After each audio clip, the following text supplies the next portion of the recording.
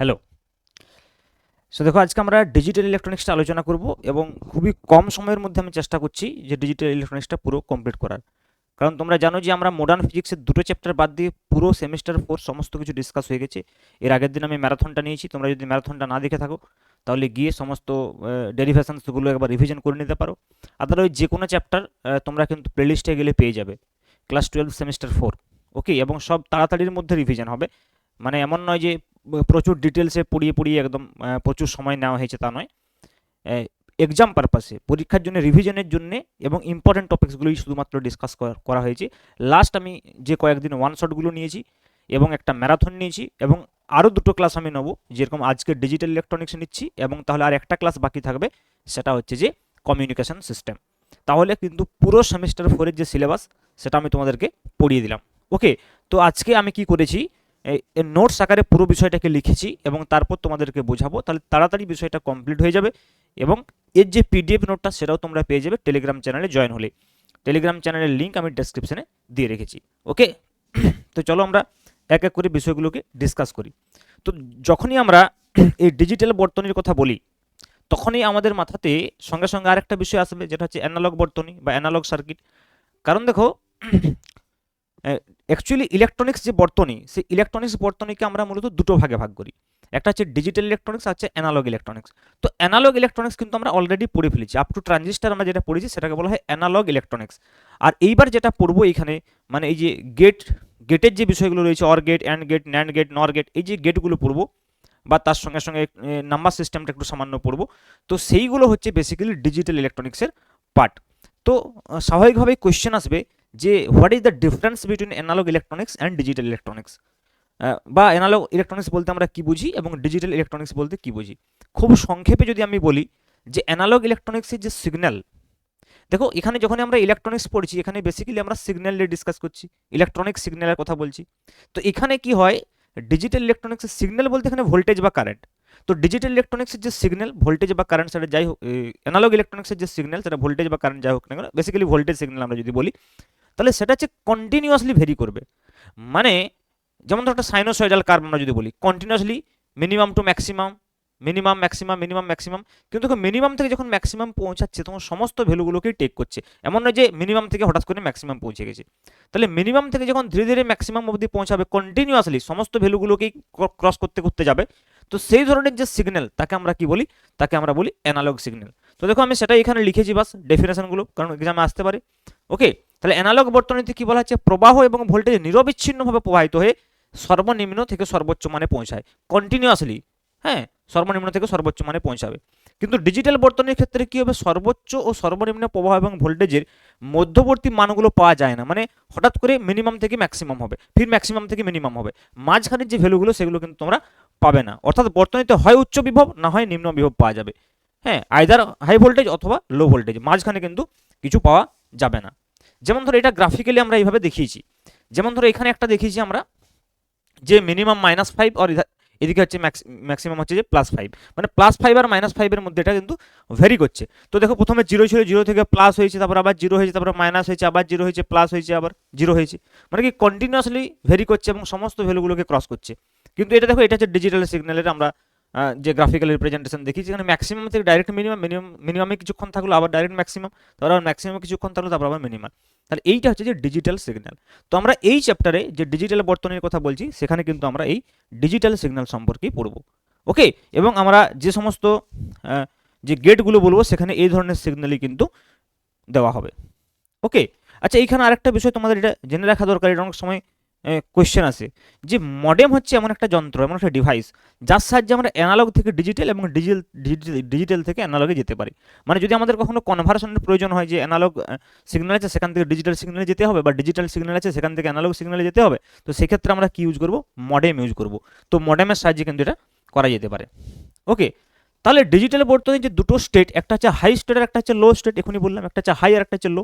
তো high state বা যেটাকে আমরা অন স্টেট বলবো সেটাকে 1 দ্বারা রিপ্রেজেন্ট করবো, এবং লো স্টেট যেটাকে আমরা অফ স্টেট বলবো সেটাকে 0 দিয়ে রিপ্রেজেন্ট করবো। তার মানে রিপ্রেজেন্টেশনের জন্য আমরা শুধুমাত্র 1 এবং 0 ব্যবহার করব। এবং আমরা যে কম্পিউটার ইউজ করি, ঠিক আছে, বা এই যে ফোন ইউজ করছি, মোবাইল ফোন ইউজ করছি, কম্পিউটার ইউজ করছি, এগুলো কিন্তু সব কি, এগুলো হচ্ছে আসলে ডিজিটাল সার্কিট রয়েছে। তো এখানে ওই জন্য আমরা যে ইনপুটটা দিচ্ছি সেটা হাই অথবা লো, যেটাকে আমরা রিপ্রেজেন্ট করছি 1 অথবা 0 দিয়ে। তো এই 1 অথবা 0 বা 1 এবং 0 দিয়ে একটা যে নাম্বার সিস্টেম আমরা সেই জন্য তৈরি করি to communicate with this kinds of instrument, যেগুলো হচ্ছে ডিজিটাল ইনস্ট্রুমেন্ট। ওকে, তো সেই জন্য আমরা কি করব, সেই জন্য আমরা একটা নতুন ধরনের সংখ্যা পদ্ধতির কথা বলবো, যেটা হচ্ছে বাইনারি সংখ্যা পদ্ধতি।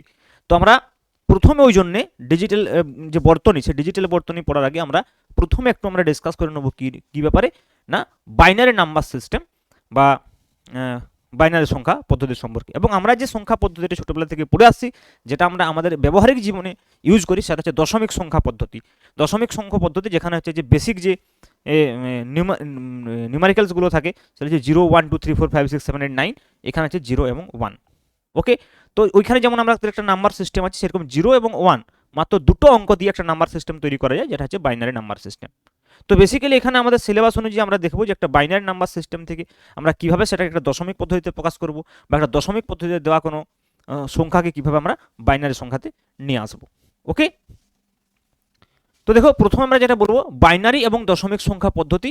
এবং প্রথমে আমরা যেটা এখানে আমি জাস্ট এক্সাম্পলের সাহায্যে বোঝানোর চেষ্টা করেছি এখানে, কারণ বেশি ডিটেলসে আমি বিষয়টাকে নিয়ে যেতে চাই না, এবং আমি I want to be very particular for the exam. Okay, তো যেমন দেখো আমি বলছি যে এখানে একটা সংখ্যা রয়েছে, দেখো 1 0 1 1 1। তো এই যে এখানে নিচে 2 লিখেছি, এর মানে হচ্ছে এর বেস হচ্ছে যে 2। তো এইটাকে আমাকে নিয়ে যেতে হবে দশমিক সংখ্যা পদ্ধতিতে, যার বেস হচ্ছে 10। তাহলে যদি আমার বাইনারি সংখ্যা পদ্ধতি থাকে, তাকে যদি আমাকে দশমিক পদ্ধতিতে নিয়ে যেতে হয়, তাহলে আমাকে কি প্রসেস ফলো করতে হবে, কিভাবে আসছে না আসছে এইসব বিষয় এখন অন্তত জানার বিষয় নয়। ঠিক আছে, এখন আমি শুধুমাত্র এইটা বলবো যে কিভাবে কনভার্সনটা হচ্ছে এক্সাম পারপাসে যেটুকু প্রয়োজন। ওকে, আদারওয়াইজ এগুলো তো ডিটেলস অনেকই বলা যায়, তো সেইগুলোতে আমি যাব না। কিভাবে আসছে, কেন হচ্ছে, কেন এইভাবে করছি, তো সেগুলো সব আমরা দশমিক সংখ্যা পদ্ধতির সঙ্গে কম্পেয়ার করে করে করতে পারি। কিন্তু আমি আবারও বলছি সেই পদ্ধতিটাতে এই মুহূর্তে যাওয়ার কিন্তু তোমাদের প্রয়োজন নেই। তো দেখো এখানে কি করতে হবে, প্রসেসটাকে ফলো করো। 1 0 1 1 1। তো এই যে সংখ্যাটা দেওয়া আছে, এই সংখ্যাটা আমরা নাম্বারিং করবো, যেমন আমরা একক দশক শতক করতাম, তেমনি নাম্বারিং করবো 0 1 2 3 4। তো ফার্স্টটাকে আমরা 0 থেকে স্টার্ট করব। ওকে, এবং এখানে কি করব দেখো, যখন আমরা এটাকে এক্সপান্ড করব দিয়ে আমরা দশমিক সংখ্যা পদ্ধতিতে নিয়ে আসবো, তখন আমরা কি করব, এই যে আমরা নাম্বারিংগুলো করেছি 0 1 2 3 4, এগুলো সব 2 এর পাওয়ার হবে। প্রথমটা দেখো 2 টু দ্য পাওয়ার 0, তারপরে হবে 2 টু দ্য পাওয়ার 1, তারপরে হবে 2 স্কোয়ার, তারপরে হবে 2 কিউব, তারপরে হবে 2 টু দ্য পাওয়ার 4। আর আর এই যে নাম্বারটা রয়েছে, এই নাম্বারটার সঙ্গে ওই 2 টু দ্য পাওয়ারটা গুণ হবে। মানে ধরো ফর এক্সাম্পল আমি যদি বলি যে এই যে 1 এর সঙ্গে যে 0 যে গুণটা হবে, ওকে, এটা কীভাবে হবে দেখো, 1 ইন্টু 2 টু দ্য পাওয়ার 0, তারপরে কি হচ্ছে 1 into 2 to the power 1, 1 into 2 to the power 2, 1 into 2 to the power 3, 1 into 2 to the power 4। Clear? তো এইভাবে কিন্তু আমরা দেখো করেছি, দিয়ে পুরোটা অ্যাড করলেই আমাদের যে সংখ্যাটা আসছে যে 23, এইটার কিন্তু তখন বেস হয়ে যাবে কত, 1 0। তার মানে আমরা বলতে পারি যে 1 0 1 1 1 এলো বেস 2, এইটাই ইকুইভ্যালেন্ট টু 23 বেস 10। বোঝা গেল? তাহলে আমাদের যেহেতু এখানে বেস 2, মানে দুটো যেহেতু অঙ্ক আছে ওই জন্য বেস 2, কিন্তু দশমিক সংখ্যা পদ্ধতির ক্ষেত্রে বেস হয় 10, যেহেতু ওখানে 10টা অঙ্ক রয়েছে। সিমিলারলি দেখো যদি ফ্র্যাকশন থাকে তাহলে কি করবে, যদি ফ্র্যাকশন থাকে তাহলে কি করবে, ওকে, ফ্র্যাকশন সংখ্যা যদি হয় তাহলে কি করবে, দেখো 1 0 1 1 1 1। তাহলে সেক্ষেত্রে দেখো এই যে সংখ্যাটা রয়েছে মানে 1 0, এটা তো নর্মাল ফ্র্যাকশন নয়। তাহলে এই যে 1 0 যে পূর্ণ সংখ্যাটা রয়েছে, এই 1 0টাকে আমরা আগে করে নেবো নাম্বারিং করে। দেখো যেমন আগে নাম্বারিং করেছি, প্রথমে 0 তারপরে 1, তাহলে 0 into 2 to the power 0 plus 1 into 2 to the power 1, এটা হয়ে গেছে। এবার দেখো ফ্র্যাকশনের পরে নাম্বারিংটা এই দিক থেকে হবে, মানে এইখানে যেমন নাম্বারিংটা এইদিকে হচ্ছিল, ফ্র্যাকশনের পরে নাম্বারিংটা এইদিকে হবে। তাহলে 1 2 3 নাম্বারিং হয়ে গেছে। তাহলে প্রথমে কি হবে, এখানে আবার 2 এর উপরে মাইনাস হবে, তাহলে 1 into 2 to the power minus 2 into 2 to the power minus 2, তারপরে হচ্ছে যে 1 into 2 to the power minus 2, 1 into 2 to the power minus 3। ওকে, তারপর যদি এটা তোমরা অ্যাড করে দাও, তো অটোমেটিক্যালি দেখো 0 plus 2 plus half plus 1/4 plus 1/8, তো সিম্পলি এটা 2.875 চলে আসছে। তখন কিন্তু এইটার বেস হয়ে যাচ্ছে 10। তার মানে আলটিমেটলি 1 0 1 1 যেটা বেস 2 ছিল, সেটাকে আমরা যখন দশমিক পদ্ধতি নিয়ে যাচ্ছি, সেটা 2.875 বেস 10। ক্লিয়ার? তো ভেরি সিম্পল মেথডটা যদি তোমরা একবার শিখে না, তাহলে কিন্তু কোয়েশ্চেন করতে কোনো রকম সমস্যা হওয়ার কথা নয়। নেক্সট দেখো 44। এখানে আমরা কি করছি, উল্টো দশমিক থেকে বাইনারিতে রূপান্তর করছি। তো এখানে একটা দশমিক সংখ্যা নিয়েছি আমরা 44, যার দেখো বেসটা 1 0 আছে, এটাকে আমাকে বেস 2তে নিয়ে যেতে হবে। তাহলে এইভাবে আমরা পরপর ডিভাইড করে যাব। প্রসেসটা বোঝো। প্রথমে দেখো 44 আছে, একে ভাগ করছি 2 দিয়ে, 22 হয়ে গেল। তাহলে 22 দুগুণে 44, তাহলে ভাগশেষ কত 0, তাহলে সেটা পাশে লিখলাম। তারপর দেখো আবার 2 দিয়ে করলাম 11 দুগুণে 22, ভাগশেষ কত 0, পাশে লিখলাম। আবার 2 দিয়ে করলাম 5 দুগুণে 10, ভাগশেষ কত 1, পাশে লিখলাম। 2 দুগুণে 4, ভাগশেষ কত 1, পাশে লিখলাম। 2 একে 2, ভাগশেষ কত 0, পাশে লিখলাম। 2 শূন্য 0, ভাগশেষ কত 1, পাশে লিখলাম। তাহলে যতক্ষণ না এখানে শূন্য আসছে ততক্ষণ পর্যন্ত এটা করে যেতে হবে। তারপর কি করতে হবে, আমাকে নিচ থেকে উপরের দিকে এইভাবে সংখ্যাগুলোকে সাজিয়ে লিখতে হবে। তাহলে দেখো কত হবে 101100। এটা মেথড। এখানে মেথড শেখানো হচ্ছে, কিভাবে হচ্ছে, কেন হচ্ছে। এখন অন্তত যদি না জানো, যদি জানো ঠিকই আছে, যদি না জানো এখন এটা শেখার খুব একটা কিন্তু সময় নষ্ট করে লাভ নেই। কারণ পরীক্ষাতে ওটা জিজ্ঞেস করবে না, একটা সংখ্যা দিয়ে তোমাকে জিজ্ঞেস করবে যে রূপান্তর করো এটাকে। ঠিক আছে, তাহলে বুঝতে পারলে। আচ্ছা, এইটার ক্ষেত্রে যদি ফ্র্যাকশন হয়, যেমন ধরো 0.5625 বেস 10, তাহলে সেক্ষেত্রে এটাকে আমরা 2 দিয়ে গুণ করে যাবো। তো দেখো প্রথমে দেখো এটাকে 2 দিয়ে গুণ করলে আমরা 1.1250 পাচ্ছি। তার যেটা এই পূর্ণ সংখ্যাটাকে, এটাকে ক্যারি বলা হয়, এইটাকে আমরা দেখো পাশে লিখে দিয়েছি এখানে। তাহলে এটাকে যখন পাশে লিখে দিয়েছি, বাকি পড়ে থাকছে কি 0.1250, এই অংশটা পড়ে থাকছে। তাহলে সেই অংশটাকে এইখানে লিখে তাকে আবার 2 দিয়ে গুণ করেছি। তার ফলে কি হচ্ছে, এখানে ক্যারি দেখো 0 হয়ে গেছে, তাহলে ক্যারিটাকে আবার পাশে লিখেছি।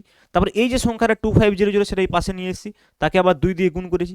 তারপরে এখানেও দেখো আবার ক্যারি 0 হয়ে গেছে, তাহলে ক্যারিটাকে এখানে লিখেছি, এই 0.500টাকে আবার পাশে নিয়ে এসে 2 দিয়ে গুণ করেছি। তাহলে একদম পূর্ণ সংখ্যা 1-এ পরিণত হয়ে গেছে। কারণ এবারে এখান থেকে যদি একে নিয়ে যাই, তারপরে 0 পড়ে থাকবে, শুধুমাত্র এই ডিজাইন 0.000 পড়ে থাকছে। তাহলে আর তো হবে না, শেষ হয়ে গেছে। তারপরে উপর থেকে আমাকে নিচের দিকে এইভাবে লিখতে হবে 1001। তাহলে তার একটা ফ্র্যাকশন দিয়ে দাও, যেহেতু 0.5625 হয়েছে। বোঝা গেল বিষয়টা? তো এইভাবে কিন্তু যদি ফ্র্যাকশন হয় দশমিক পদ্ধতি, তাকে আমরা বাইনারিতে নিয়ে যেতে পারবো। কি করে? বারবার 2 দিয়ে গুণ করে। তাহলে একসঙ্গে যদি দুটোকে দেওয়া হয় 44.5625, তাহলে দেখো 44 এর জন্য তো আমরা অলরেডি পেয়ে গেছি 101100, আর 0.5625 এর জন্য পেয়ে গেছি 0.1001। তাহলে 44.5625 কে আমরা ডাইরেক্ট এভাবে লিখতে পারবো 101100.1001। বেস 2। ক্লিয়ার? তাহলে এইভাবে কিন্তু তোমরা দশমিক পদ্ধতিকে বাইনারিতে এবং বাইনারি পদ্ধতি থেকে দশমিক পদ্ধতিতে তোমরা নিয়ে যেতে পারবে। নেক্সট হচ্ছে দেখো বাইনারি যোগ এবং বিয়োগ। প্রত্যেকটা বিষয়ে আমি একটা করে এক্সাম্পল এবং নিয়মগুলো দেখিয়ে দিয়েছি। বাইনারি যোগের ক্ষেত্রে প্রথমে নিয়ম দেখো 0 0 0 0 1 1 1 0 1 1 1 1 0 1 1 2 কিন্তু লিখে দিও না আবার 1 1 1 0, কারণ 1 0টাই হচ্ছে 2 এর ইকুইভ্যালেন্ট, কারণ এটা বাইনারি সংখ্যা না। 1 0টা 2 এর ইকুইভ্যালেন্ট। তাহলে দেখো এই রুলটাকে ফলো করে আমরা এখানে করেছি এটা। তাহলে দেখো উপরে আছে 1 0 0 0 0 1, তার নিচে আছে 1 1 1 1 1। তাহলে দেখো এর কীভাবে যোগ করবে, 1 1 কত হয় 1 0, যদি আমরা এই দুটোতে দেখো যোগ করি 1 1 1 0 হয়, তাহলে হাতে রইল 1, সেই একটা এখানে চলে আসবে 1 1 আবার 1 0, আবার হাতে রইল 1, সেই একটা আবার এখানে চলে এসছে 1 1 1 0, হাতে রইল 1, আবার এখানে চলে এসছে 1 1 1 0, হাতে রইল 1, সেই একটা 1 এদিকে চলে এসছে 1 1 1 0, হাতে রইল 1, এখানে একটা এখানে নেমে গেছে, এখানে একটা নেমে গেছে, যোগ হয়ে গেল। সিম্পল যোগের মতোই। বোঝা গেল? তো এইভাবে কিন্তু যদি এই নিয়মটাকে ফলো করি, যখন 1 0 হয়ে যাবে, 0টাকে হাতের 1 লিখে সেটাকে আমরা হাতের 1টাকে আমরা এদিকে ট্রান্সফার করব। ঠিক আছে? নেক্সট দেখো বিয়োগের নিয়ম। নিয়মের সময় একটা বিষয় খেয়াল রাখতে হবে। দেখো 0 - 0 1 - 1 1 - 0 1 0 - 1, এখানে কিন্তু 0 - 1 লিখিনি। ওকে, কারণ সবসময় বড় থেকে ছোটটা বিয়োগ করবো। আর তাহলে 1 0 - 1 মানে এটা 2 - 1 অ্যাকচুয়ালি, তাহলে 1 হয়ে যাচ্ছে। বুঝেছে? তাহলে এইটা কিন্তু ফলো করবো। ওকে, তাহলে দেখো এখানে প্রথমে একটা সমস্যা, কি উপরে 0 আছে নিচে 1 আছে, তাহলে 0 - 1 তো করা যাবে না। তাহলে এই 1টাকে আমরা এস সাইডে নিয়ে নিলাম। তাহলে এখানে কত হলো 1 0 হয়ে গেল অ্যাজিব। তাহলে 1 0 - 1 মানে কত 1। তারপরে দেখো যখন এই 1টাকে নিয়ে এলে, তাহলে এখানটা 0 হয়ে গেল, তাহলে 0 - 0 0। আবার দেখো সেম ঘটনা হচ্ছে, এই 0টাকে তো আমরা 0 - 1 করতে পারবো না, তাহলে এই 1টাকে সঙ্গে নিয়ে নিয়েছি। তাহলে এই 1 0-র সঙ্গে এই 1টাকে যদি বিয়োগ করি, তাহলে 1 0 - 1 = 1। তাহলে এখানে আবার 0 হয়ে গেছে, তাহলে সেই 0টার সঙ্গে এই 1টা নিলে 1 0 - 1 = 1। বোঝা গেল? দেখো আমি আরেকবার বলছি 1 1 0 1 0, আর এখানে কত রয়েছে 1 1 0 1। ভালো করে ভেবে দেখো, এখানে 0 আছে, করা যাক সম্ভব কি? সম্ভব নয়। তাহলে এই 1টাকে এর সঙ্গে নিয়ে এসেছি, তাহলে এই 1টাকে যদি এর সঙ্গে নিয়ে আসি, তাহলে 1 0 - 1 1 হয়ে গেল। তাহলে এখানটা তো 0 হয়ে যাবে, 1টাকে তো নিয়ে নিয়েছি, 1টাকে সরিয়ে দিয়েছি। মানে এইভাবে ধরো ভাবো, এই 1টাকে মনে করো আমরা এখানে সরিয়ে দিয়েছি, এখানে সরিয়ে দিয়েছি। তাহলে 1 0 - 1 1, তাহলে এখানটা তো 0 হয়ে গেছে, তাহলে 0 0 0 হয়ে গেল। আবার এইখানে যে 0 আছে, তখন এই 1টাকে এর পাশে লিখে দিয়েছি, এখানে 0 হয়ে গেল। তাহলে 1 0 - 1 1 0 - 1 তো সম্ভব নয়, তাহলে পুরো 1 0 - 1 করো 1 1 1 0 1। ক্লিয়ার? তো এইভাবে কিন্তু বিয়োগটা তোমাকে করতে হবে। নেক্সট দেখো, নেক্সট আমরা লজিক গেটে চলে আসবো। তো লজিক গেট হচ্ছে যে এখানে আমরা লজিক গেটগুলো আসলে কি না, লজিক গেটগুলো হচ্ছে এক ধরনের ডিভাইস, ইলেকট্রনিক ডিভাইস, ডিজিটাল ইলেকট্রনিক্সের ডিভাইস। যে লজিক গেটগুলো যে সার্কিট, লজিক সার্কিট, সেগুলো সম্পর্কে আমরা ডিটেলসে পড়বো না। এখানে আমরা একটা লজিক গেটের সিম্বল পড়বো, সেই সিম্বলটাতে আমরা দেখবো যে ইনপুট কী দিলে আউটপুট কী পাওয়া যাচ্ছে, কিভাবে ভেতরে অপারেশন হচ্ছে বা ভেতরে সার্কিটে কী কী রয়েছে। সার্কিটগুলোতে বেসিক্যালি ট্রানজিস্টার এবং ডায়োডই থাকে। ওকে, তো সেই ট্রানজিস্টার এবং ডায়োড দিয়েই কিন্তু এই ডিজিটাল সার্কিটগুলো তৈরি করা হয়, ঠিক আছে। কিন্তু সেই ট্রানজিস্টার ডায়োড দিয়ে কীভাবে ডিজিটাল সার্কিটগুলো তৈরি করা হচ্ছে সেগুলো আমরা আমাদের সিলেবাস অনুযায়ী ডিসকাস করবো না, কারণ আমাদের সিলেবাসও এগুলো নেই। সিলেবাসে আমাদের যেটা আছে সেটা কি, এই যে গেট, যে মূল গেট তিনটা, অর গেট, অ্যান্ড গেট এবং নট গেট, এই তিনটে গেটের যে ইনপুট এবং আউটপুটের মধ্যে সম্পর্ক সেগুলো আমাদেরকে বলতে হবে। ক্লিয়ার? ওকে, তাহলে এই গেটগুলো হচ্ছে, এই গেটগুলোকে লজিক গেট কেন বলা হয় না, এগুলো হচ্ছে এক আচ্ছা এইটা তো আমরা এখানে বলিনি, নেক্সট নেক্সট প্যারাতে নিশ্চয়ই বলেছি। লজিক গেট এই কারণেই বলা হয় কারণ হচ্ছে এগুলো লজিক্যালি বা যুক্তি দিয়ে, যুক্তিসম্মত যে সিদ্ধান্ত সেগুলো নিতে পারে। মানে কি ইনপুট দিলে কি আউটপুট পাওয়া যাবে তার একটা লজিক্যাল আউটপুট অথবা লজিক্যাল একটা আনসার কিন্তু এই গেটগুলোর সাহায্যে আমরা পাই, যার জন্য এগুলোকে লজিক গেট বলা হয়। আর আমাদের সিলেবাস অনুযায়ী তিনটে লজিক গেটই আছে। এই লজিক গেটগুলোর মূল বৈশিষ্ট্য এখানে বলা হয়েছে যে এক ধরনের ডিজিটাল বর্তনী যার এক বা একাধিক ইনপুট থাকতে পারে কিন্তু আউটপুট একটাই হবে। হ্যাঁ, একটা হতে পারে, দুটো হতে পারে, তিনটে হতে পারে, চারটা হতে পারে ইনপুট, কিন্তু আউটপুট একটাই হবে। যদিও আমরা এখানে বেসিক্যালি টু ইনপুট লজিক গেটগুলোর কথা বলেছি। ওকে, তো দেখো যেটা আমি বললাম যে কেন লজিক গেট বলা হয় গেটগুলিকে, এটা কিন্তু কোয়েশ্চেন আছে অনেক সময় যে গেটগুলিকে লজিক গেট কেন বলা হয়, তাহলে কিন্তু এটা লিখতে হবে এই আনসারটা। কি না, গেটগুলি বিভিন্ন বুলিয়ান বীজগাণিতিক প্রক্রিয়া সম্পাদন করতে পারে এবং এইভাবে যুক্তিসম্মত সিদ্ধান্ত নিতে পারে। এই কারণে গেটগুলিকে লজিক গেট বা লজিক বর্তনী বলা হয়, যেটা আমি একটু আগেই বললাম। ওকে, তো তোমরা পিডিএফটা পেয়ে যাবে, লেখার জন্য কোনো সমস্যা নেই, বাস তোমরা একটু বুঝে নাও, পিডিএফটা টেলিগ্রামে আমি দিয়ে দেবো। ওকে, তো দেখো প্রথম যে গেটটার কথা বলছি সেটা হচ্ছে অর গেট। তো অর গেটের সিম্বলটা তোমরা প্রথমে বুঝো যে অর গেটের সিম্বলটা হচ্ছে এরকম হবে, যার দুটো ইনপুট থাকবে এবং একটি আউটপুট থাকবে। অর গেটের মূল বৈশিষ্ট্য কি, দুটো ইনপুট থাকবে, একটি আউটপুট থাকবে, অর গেটের সিম্বল এরকমভাবে হবে। ওকে, তাহলে কি চিত্রে একটি দুই ইনপুট অর গেট দেখানো হয়েছে। আচ্ছা, যে অর মানে কি, অর মানে হচ্ছে এ অথবা বি যে কোনো একটা যদি হাই হয় তাহলে কিন্তু আউটপুটে হাই পাওয়া যাবে। এর অর্থ এ অথবা বি যে কোনো একটি হাই ইনপুট হলে আউটপুট হাই পাওয়া যাবে। মানে এ অথবা বি, অর গেট এ অথবা বি যে কোনো একটা, এ অর বি যে কোনো একটা যদি হাই হয় ইনপুটে তাহলে আউটপুট হাই পাওয়া যাবে। এবং অর যে অপারেশন এটাকে প্লাস দিয়ে দেখানো হয়, অর অপারেশনটাকে, ঠিক আছে। যেমন ধরো এখানে আমরা এর বুলিয়ান বীজগণিতটা দেখিয়েছি, তাহলে ওয়াই ইকুয়াল টু কী লিখবো আমরা, এ অর বি, সেটাকে এ প্লাস বি এইভাবে দেখিয়েছি। এটা প্লাস নয়, অ্যাকচুয়ালি এইভাবে পড়া হয়, Y equals A or B. তাহলে দেখো এখানে দেখো, তাহলে এ বি কী হলে আমরা কি বললাম, এ অথবা বি যে কোনো একটা যদি হাই হয় তাহলে আউটপুটে হাই পাওয়া যাবে। দেখো তাহলে যখন এইখানে দেখো এ এ হাই আছে, এখানে দেখো বি হাই আছে, এখানে এ এবং বি দুটোই হাই আছে, তাহলে দুটোর মধ্যে যে কোনো একটা হাই হলে যদি হাই পাওয়া যায়, দুটো হাই হলে তো হাই পাওয়া যাবে। ওই জন্য এই তিনটে কেসে দেখো হাই পাওয়া গেছে। কিন্তু প্রথম কেসটাতে দেখো কি লো পাওয়া গেছে, কারণ দুটোই লো। তাহলে এইটা হয়ে গেল এর বুলিয়ান বীজগণিত। ওকে, তোমাদের এরকম কোয়েশ্চেন পড়তে পারে যে একটি অর গেটের বর্তনী চিত্র, তার যে বুলিয়ান বীজগণিত এবং অর গেটের সত্য সরণী লেখো বা ট্রুথ টেবিল। ট্রুথ টেবিলটা কি, এই যে আমরা বুলিয়ান বীজগণিতের রেজাল্ট লিখেছি এ বি ওয়াই, এটাকে যখন আমরা টেবিলের মাধ্যমে প্রকাশ করব তখনই সেটা হয়ে যাবে ট্রুথ টেবিল। দেখো একটু আগে আমরা করলাম, তাহলে 0 0 0 1 0 1 0 1 1 1 1 1, শুধুমাত্র দুটো যদি লো হয় তবে আউটপুট লো পাওয়া যাচ্ছে, বাকি যে কোনো একটাতে হাই হলে আউটপুট হাই পাওয়া যাবে। এটা খেয়াল রাখবে, এইটা হচ্ছে ট্রুথ টেবিল বা সত্য সরণী আমরা বলতে পারি। এবং দেখো সেই অনুযায়ী আমি এখানে অর গেটের ইনপুট এবং আউটপুট ওয়েব ফর্ম দেখিয়েছি কীভাবে। এইটা অনেক সময় কোয়েশ্চেন তোমাদের থাকতে পারে যে হয়তো দুটো ইনপুটটা দিয়ে দিলে আউটপুট ওয়েব ফর্মটা কীরকম হবে জিজ্ঞেস করলো। তো দেখো এইটা একটা এ, দেখো এতে যে ইনপুটটা দেওয়া হয়েছে সেটা এরকম, 0 থেকে T1 অবধি হাই আছে, T1 থেকে T2 লো আছে, T2 থেকে T3 হাই, T3 থেকে T4 হাই। আবার এটার ক্ষেত্রে তাই দেখো 0 থেকে T1 হাই, T1 থেকে T2 লো, T2 থেকে T3 হাই, T3 থেকে T4 আবার লো। এবং তাহলে কি হবে, তাহলে দেখো আমরা একটু আগে কি বললাম যে এ অথবা বি যে কোনো একটা হাই হলেই হাই হবে। তাহলে এই প্রথমে 0 থেকে T1 হাই হবে, T1 থেকে T2 দেখো দুটোই লো আছে তাহলে লো হবে, T2 থেকে T3 দুটোই হাই আছে তাহলে হাই হবে, T3 থেকে T4 একটা হাই একটা লো আছে তাহলে হাই হবে। তো এইভাবে কিন্তু তোমাদেরকে অনেক সময় এটাও জিজ্ঞেস করতে পারে যে এর ওয়েব ফর্মটা। তো এই ওয়েব ফর্মটা আমি র্যান্ডামলি নিয়েছি, ওরা হয়তো যেরকম ধরনের কোয়েশ্চেন হয়তো দুটো যে কোনো দিয়ে দিতে পারে, তো তার থেকে তোমাকে ওয়াইটা নির্ণয় করতে হতে পারে। ওকে, নেক্সট আমরা আসছি অ্যান্ড গেট। নেক্সট কি আসছি, অ্যান্ড গেট। তো দেখো অ্যান্ড গেটের যে সিম্বল, সার্কিট সিম্বল, সেটা হচ্ছে যে এটা। তা তোমাকে সার্কিট সিম্বলটা প্রথমত মনে রাখতে হচ্ছে অ্যান্ড গেটের। এবং দুটো সিম্বল দিয়েছি, দুটো ইনপুট দিয়েছি এ বি আর আউটপুট দিয়েছে ওয়াই। তাহলে এ অ্যান্ড বি, এখানে দেখো ভালো করে বুঝছো, এ অ্যান্ড বি মানে এ এবং বি দুটোই যদি হাই হয় তবেই আউটপুট হাই পাওয়া যাবে, আদারওয়াইজ কিন্তু আউটপুট হাই পাওয়া যাবে না। তো সেই বিষয়টাকে এখানে দেখানো হয়েছে দেখো। তাহলে এর বুলিয়ান বীজগণিতটা আমি এভাবে লিখেছি, y equal to a dot b দিয়ে প্রকাশ করা হয়েছে, এটাকে পড়া হয় a equals to a and B.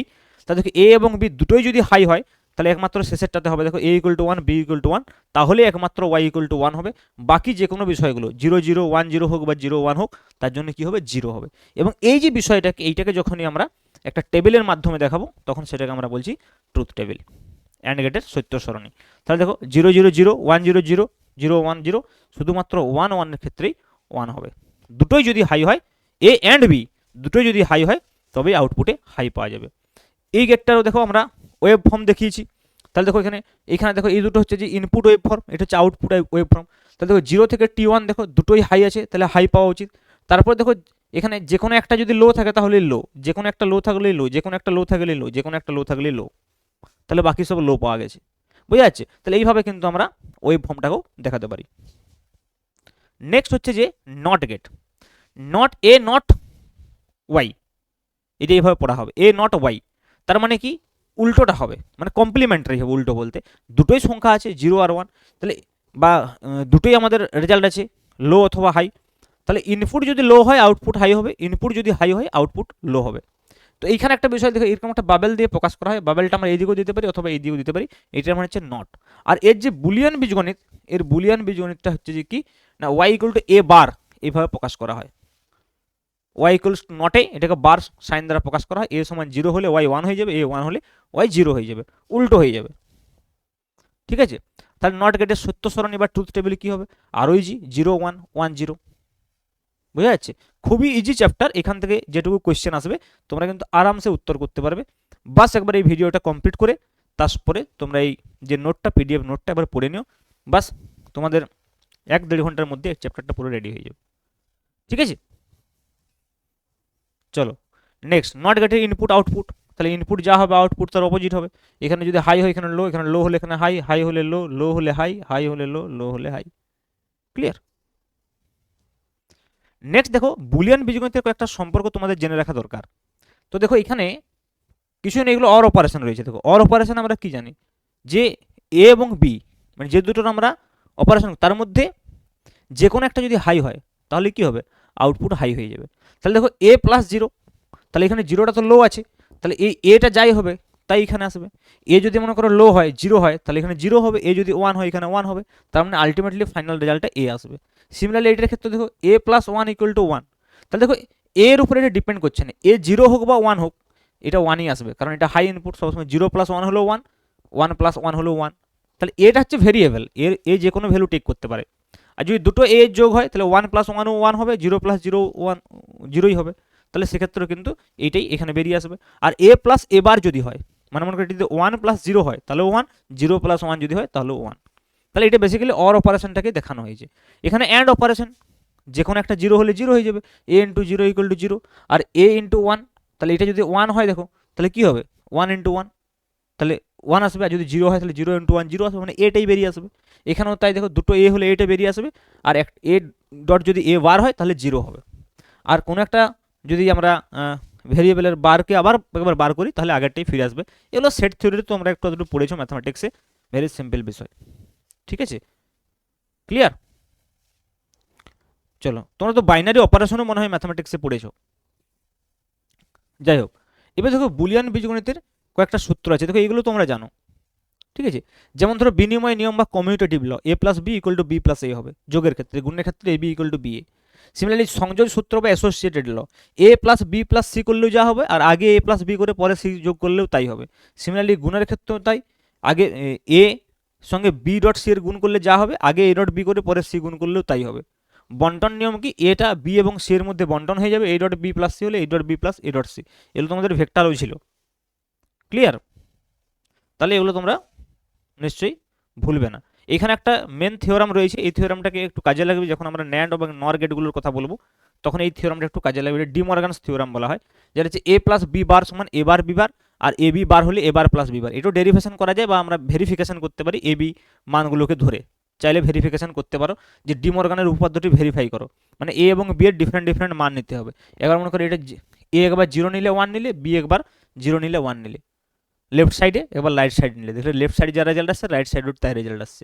এটার ক্ষেত্রে এ বি বার সমান এ বার প্লাস বি বার। তাহলে এইভাবে মনে রাখবে, যখন যোগের বার আছে তখন গুণের আকারে আলাদা আলাদা বার হচ্ছে, যখন গুণের বার আছে তখন যোগের আকারে আলাদা আলাদা বার হচ্ছে। ওকে, দেখো নেক্সট হচ্ছে আমরা আরও কয়েকটা গুরুত্বপূর্ণ গেট সম্পর্কে পড়ব। ওকে, যেগুলো হচ্ছে কম্বিনেশন অফ গেট, মৌলিক গেট নয়। মৌলিক গেট হচ্ছে তিনটাই। কি কি মৌলিক gate? And gate, or gate এবং নট গেট। এই তিনটে হচ্ছে যে মৌলিক গেট। তো এখানে যেমন ধরো নর গেট, তাহলে নট এবং অরের কম্বিনেশন। দেখো অর গেটের আউটপুটের সঙ্গে যদি একটা নট গেট আমরা অ্যাড করে দিই, তাহলে সেটাকে আমরা কি বলছি? নর গেট। অরের সঙ্গে নট, তাহলে সেটাকে আমরা সিম্পলি এইভাবে দেখাতে পারি, অথবা সিম্পলি আমরা এইভাবেও দেখাতে পারি যে অর গেটটার সামনে একটা বাবেল দিয়ে, তাহলে এ প্লাস বি যে রেজাল্ট আসবে সেটাই আমাদের রিভার্স হয়ে যাবে। তার মানে অ্যাকচুয়ালি ওয়াই ইকুয়াল টু কী হয় বলো? এ প্লাস বি। তাহলে ওয়াই বার মানে কি? এ প্লাস বি বার হবে। তাহলে ফাইনালি এখানে যে রেজাল্ট আসবে সেটা হচ্ছে যে এ প্লাস বি বার। তার মানে অর গেটের যা রেজাল্ট আসবে সেইটা উল্টে যাবে। তাহলে ট্রুথ টেবিল দেখো, অর গেটের এখানে ওয়াই দেখিয়েছি 0 0 0 0 1 1 1 0 1 1 1 1, তাহলে এই যে 0 1 1 1 ছিল এটা উল্টে যাবে 1 0 0 0, মানে কমপ্লিমেন্ট হয়ে যাবে, উল্টে যাবে বলতে। ঠিক আছে, তাহলে নর গেট বুঝতে পারলে। সিমিলারলি দেখো, নর গেটের সাহায্যে কিন্তু আমরা বাকি গেটগুলোকে তৈরি করতে পারবো। তো নর গেট ইউজ করে আমরা অর গেট তৈরি করতে পারবো, নর গেট ইউজ করে আমরা নট গেট তৈরি করতে পারবো, নর গেট ইউজ করে আমরা অ্যান্ড গেট তৈরি করতে পারবো। মানে ডিফারেন্ট মানে অনেকগুলো নর গেটের কম্বিনেশন করে আমরা ওই মৌলিক গেটগুলোকে করব। যেমন ধরো আমরা নর গেট থেকে অর গেট পেতে চাইছি, তাহলে অর গেট মানে কি? এ প্লাস বি পেতে হবে। তাহলে দেখো আমরা কি করেছি? দুটো নর গেট ইউজ করেছি, এবং এই নর গেটটাকে দেখো শর্ট করে দিয়েছি দুটোকে। ওকে, তাহলে কী হবে? আলটিমেটলি এখানে যদি এ এবং বি হয়, এখানে এ প্লাস বি বার আসবে। এই এ প্লাস বি বারটা যখন এইদিকে বেরিয়ে আসবে তখন এ প্লাস বি বার তার বার হয়ে যাবে, কারণ এটা একটাই ইনপুট যাচ্ছে। দেখো এটাকে শর্ট করে দেওয়া হয়েছে এভাবে, দুটোতে এ প্লাস বি বার যাচ্ছে। তাহলে এ প্লাস বি বারটা যখন এখানে বেরিয়ে আসবে তো তার আরেকবার বার হয়ে যাবে, দিয়ে সিমিলার আবার এ প্লাস বি চলে আসবে। তাহলে এ বার তার বার যে ফর্মুলাটা আমরা ইউজ করেছি সেইটা ইউজ হবে। তাহলে এটা কি আলটিমেটলি অর গেটই হয়ে গেল। তাহলে এটাও নর গেট একটা, এটাও একটা নর গেট। তো দুটো নর গেটের কম্বিনেশনকে আমরা কিন্তু করে কি করলাম? একটা অর গেটের যেরকম আউটপুট হয় সেরকম আমরা করতে পারি। মানে এই পুরো যে গেটটা, দুটোর কম্বিনেশনটা, এটা একটা অর গেটের ইকুইভ্যালেন্ট হয়ে গেল। ওকে, সিমিলারলি দেখো আমরা নর গেট থেকে অ্যান্ড গেট তৈরি করতে পারবো। এখানে ধরো কি করা হয়েছে, এখানে একটা নর গেট রয়েছে, তাহলে এ এখান থেকে এ বার হয়ে যাবে। মানে এটা এমনভাবে করা হয় যাতে নটের মতো কাজ করে, দুটো ইনপুট দেওয়াই হয়নি, এখানে একটা ইনপুট দেওয়া হয়েছে, যে দুটোকে শর্ট করে দেওয়া হয়। তাহলে বি থেকে বি বার, এ থেকে এ বার। এবার এ বার আর বি বারটা যখন এইখানে যাবে তখন কি হবে? এর দিক থেকে আসছে এ বার, এদিক থেকে আসছে বি বার, তাহলে এ বার প্লাস বি বার, এটা অর গেটে হয়, কিন্তু এটা নর গেট, তাহলে এর একটা বার হয়ে যাবে। এবার যদি আমরা ডিমর্গানসটা কাজে লাগাই, তাহলে আমরা কি বলবো? যোগের বার থাকলে গুণের আলাদা আলাদা বার হবে। তাহলে এ বার তার বার ইন্টু বি বার তার বার, তাহলে এটা হয়ে গেলো এ ইন্টু বি। তাহলে এটা আলটিমেটলি কি হয়ে গেল? আলটিমেটলি অ্যান্ড গেট হয়ে গেল। ক্লিয়ার? সিমিলারলি দেখো, আমরা নট গেট তৈরি করতে, নট গেট তো এক লাইনই হয়ে যাবে, এই দুটোকে শর্ট করে দিলে তো নট গেট আর কি। তাহলে এখানে যদি পাই তাহলে আউটপুটে এবার পাবো। বুঝা যাচ্ছে? তাহলে দেখো, নর গেট হচ্ছে যেমন একটা গেট, যে গেটটাকে কিন্তু আমরা ইউজ করে বাকি তিনটা গেট তৈরি করতে পারলাম। সিমিলারলি কিন্তু ন্যান্ড গেট থেকেও আমরা করতে পারবো, ন্যান্ড গেট থেকেও করতে পারবো। ন্যান্ড গেটটা কি? দেখো, আগে যেমন অর গেট আর নট গেটের কম্বিনেশন ছিল, এখানে অ্যান্ড গেট আর নট গেটের কম্বিনেশন রয়েছে। এখানেও সিমিলারলি এই নট গেটটাকে আমরা একটা বাবেল দিয়ে প্রকাশ করতে পারি। তাহলে এ বি যদি আমার ইনপুট হয় তাহলে ওয়াই বার হয়ে যাবে output. Clear?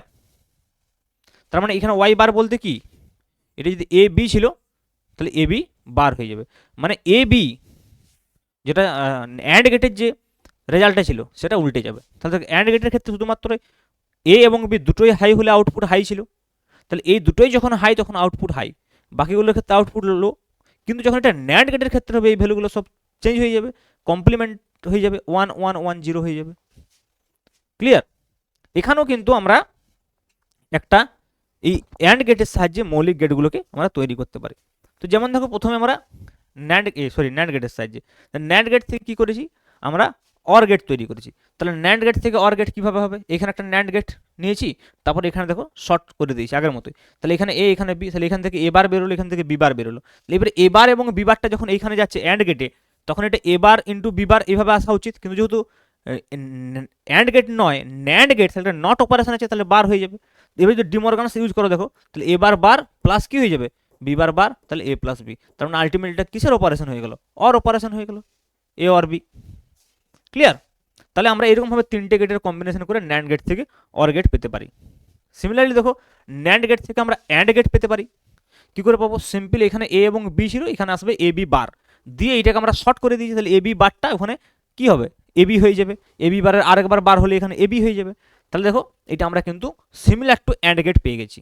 Are not get তো সিম্পলি একদম দুটোকে শর্ট করে দিলে এখানে এ দিলে এখানে এ বার, বুঝে গেল? তাহলে দেখো সিস্টেমটা কিন্তু একই রকম, শুধুমাত্র দেখো এই যে দুটোর যে সিরিজে ছিল সেটা কিন্তু আগেরটার ক্ষেত্রে মানে নরের ক্ষেত্রে কি ছিল? নর থেকে এটা অর ছিল, ঠিক আছে?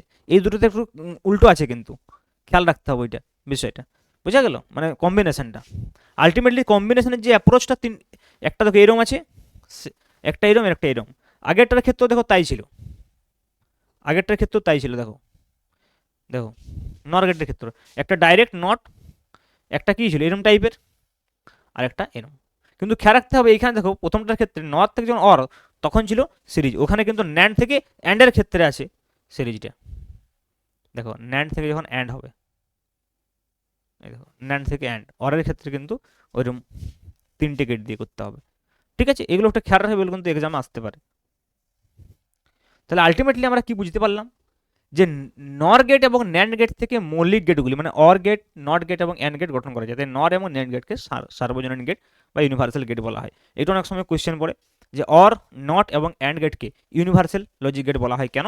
কারণ এই তিনটে এমন গেট যে গেটগুলো দিয়ে যে মৌলিক তিনটে গেট আছে সেই মৌলিক তিনটে গেটকে পাওয়া যায়, মানে কম্বিনেশন করে আমরা বানাতে পারি। ক্লিয়ার? দেখো ডিজিটাল ইলেকট্রনিক্সে এইটুকুই ছিল, আধ ঘন্টার মধ্যে আমি ডিজিটাল ইলেকট্রনিক্সটা তোমাদেরকে বলে দিলাম। কারণ আমি যদি লিখে লিখে এখানে পড়াতাম তাহলে অনেক লেট হতো, ওই জন্য আমি আগে লিখে নিয়েছিলাম যাতে করে পরীক্ষার আগে তোমাদের সময় নষ্ট না হয়, তাড়াতাড়ি রিভিশন হয়ে যায়। ওকে, আধ ঘন্টার মধ্যে তোমাদের এটা পুরো রিভিশন হয়ে গেল। তোমরা পিডিএফটা আমি দিয়ে দেবো, পড়ে নিও, বাস এটা রেডি। এখান থেকে কোনো কোয়েশ্চেন আটকাবে না পরীক্ষাতে। ওকে, থ্যাংক ইউ, এইটুকুই। অবশ্যই নতুন হলে চ্যানেলটা সাবস্ক্রাইব করো, কারণ তোমাদের ওয়েস্ট বেঙ্গল জয়েন্টের জন্য বা নেটের জন্য ভিডিও তোমাদের পরীক্ষার পরে আমি নিয়ে আসবো। ওকে, থ্যাংক ইউ।